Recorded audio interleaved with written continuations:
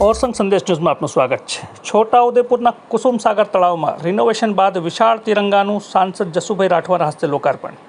છોટાઉદેપુર નગરની મધ્યમાં આવેલ અને નગરની શાન ગણાતું કુસુમસાગર તળાવ હવે નવી ભવ્ય સાથે સૌંદર્યમય બન્યું છે। અમૃત સરોવર યોજના અંતર્ગત કુસુમસાગર તળાવનું રિનોવેશન લગભગ પૂર્ણતાના આરે છે। આજે આ તળાવના મધ્યમાં સ્થાપિત વિશાળ તિરંગા ધ્વજનો ભવ્ય લોકાર્પણ સમારોહ યોજાયો હતો।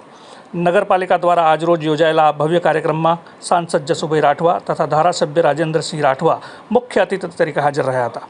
તેમના વરદ હસ્તે વિશાળ તિરંગા ધ્વજ લહેરાવવામાં આવ્યો। આ પ્રસંગે જિલ્લા ભાજપા અધ્યક્ષ ઉમેશભાઈ રાઠવા, પૂર્વ રેલવે રાજ્યમંત્રી નારાયણભાઈ રાઠવા, પાલિકા પ્રમુખ મંજુલાબેન કોહલી, ઉપપ્રમુખ, નગરસેવકો તેમજ અન્ય આગેવાનો ઉપસ્થિત રહ્યા।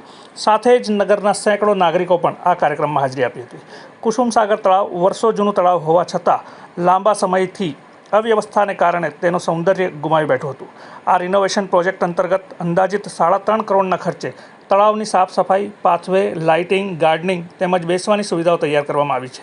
તળાવના મધ્યમાં ઊંચા ધ્વજસ્તંભ પર તિરંગો લહેરાતા દ્રશ્ય સૌને આકર્ષી રહ્યું છે।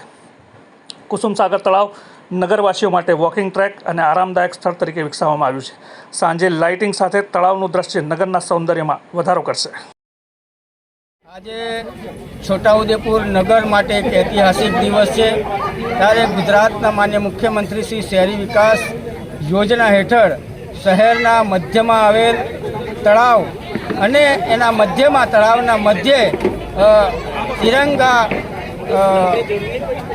નું આયોજન કરવામાં આવ્યું છે, લહેરાવાનું આયોજન કર્યું છે। ત્યારે સૌ નગરજનોને ખૂબ ખૂબ શુભેચ્છા પાઠવું છું અને સાથે સાથે આ તળાવના નવીનીકરણ માટે પણ રાજ્ય સરકાર દ્વારા જે આયોજન અમૃત મહોત્સવ દરમિયાન આયોજન કરવામાં આવ્યું છે ત્યારે ખૂબ ખૂબ શુભેચ્છા પાઠવું છું અને નગરજનોને પણ ખૂબ ખૂબ શુભેચ્છા પાઠવું છું અને અભિનંદન આપું છું।